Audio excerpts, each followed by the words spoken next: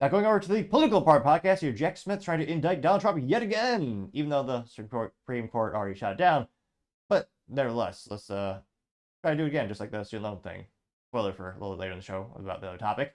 Now, this is actually brought to us thanks to Eric Trump on the good old X Twitter. Oh.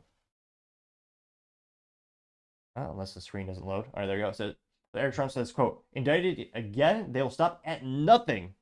And this is a court filing, says case 123 or CR 00257, document 226, filed August 27, 2024, page 1 of 36. This quote, in the United States District Court for the District of Columbia, United States versus Donald Trump defendant. It's a criminal number 23, violations. Count 1, conspiracy to defraud the United States. Count 2, conspiracy to obstruct an official proceeding. Count 3, obstruction and attempt to obstruct official proceedings. Count 4, conspiracy against rights. And pretty viral, got about 600,000 views and 15,000 likes. Which, I mean, what are the odds he's actually going to be prosecuted over this? Or is just yet another manipulation to make sure that he has to utilize his time and resource allocations to being in court versus actually going out there and campaigning, which, I mean, even though he was proven innocent earlier this year, they successfully stole his time and money in terms of he had to be in those courts. He couldn't be at rallies. I mean, people would argue that's also the definition of election interference, especially when you have some of these same charges literally against other politicians and they're not the same actions by different politicians in which they were not charged. But Trump is one that they're trying to lock up in jail. Now, one of the first comments comes from Cash Loren, says, quote, they're going to indict him right now into the Lighthouse, getting 124 likes. Also says another blatant attempt at election interference, getting 231 likes. And that's interesting thing. Every time this happens, Trump does raise more money. And historically, I mean, past a year, he gets a small bump in the polls every time he's indicted. Now, the Texas one also says Republicans are quiet as hell, getting 472 likes, which is also because there's a lot of useless, pejoratively known as rhinos, also known as Republican in name only. They don't actually do anything. They say they're Republican, but they don't actually vote on it or have the values of them.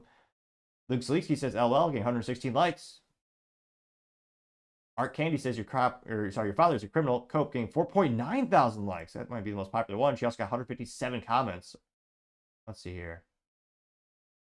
One of the first comments to her was America Man says everyone is a criminal under this communist regime.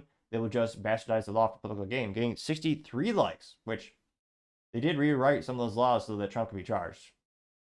Fascinatingly enough, especially the classification of an expense, as well as I forgot the gal in New York, the crazy gal who claimed that he had abused her. Yeah, decades later, they rewrote the law so she could all of a sudden bring the charges against him, even though they didn't have any evidence. Let's see here. Ritsu also says eat some fudge rounds, getting 13 likes. Crystal Clear says the whole Democratic Party is criminals. Cope getting 103 likes. Mr. Matt says Art Candy is a dude pretending to be a little girl. Weird. Getting 3 likes. Let's see here.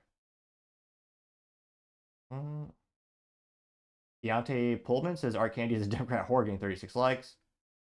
Patriot says, LOL, we have a radical left troll here. Go enjoy your mandatory vaccines, getting 28 likes. So this person, yeah, Art Candy was definitely not, well, the ratio about not by the number of likes, but the number of comments, certainly. Going back to the main comment sections, Sarah Roosevelt says he will prevail, getting 203 likes.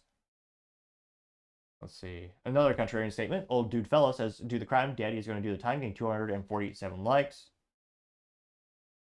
See here. G.O.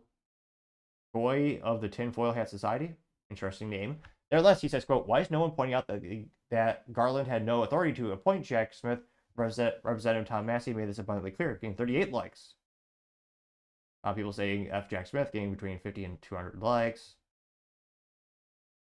Let's see here.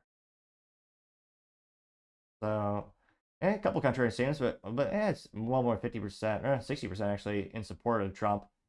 And yeah, I mean, do you think this will actually, pan out? How do you think? How many millions of dollars and how many hundreds of hours might Trump have to invest into fighting this? And do you think it'll actually be successful in terms of taking his time away? And do you think it'll actually work for the Democrats? I mean, it's increasing Trump's popularity every single time. Will this be the one time where it backfires and now everyone's going to turn against Trump? I'm a little skeptical. I don't think that's going to be a prudent. I don't think it's going to pan out like that. But let me know in the comments, because as always, it'll be fascinating to hear what you have to say. thank you everyone for taking the time to tune in. Again, try to get to 4,000 subscribers by the end of the month. So if you can click that button, I really appreciate it. Also, give me a thumbs up, thumbs down, or comment. It's a great way to give me some additional feedback, letting me know how I can make the show better and better. Lastly, don't forget to take time to tell your family, tell your friends, tell your coworkers, heck, tell your enemies, tell anyone and everyone. Just stay safe, fight the good fight.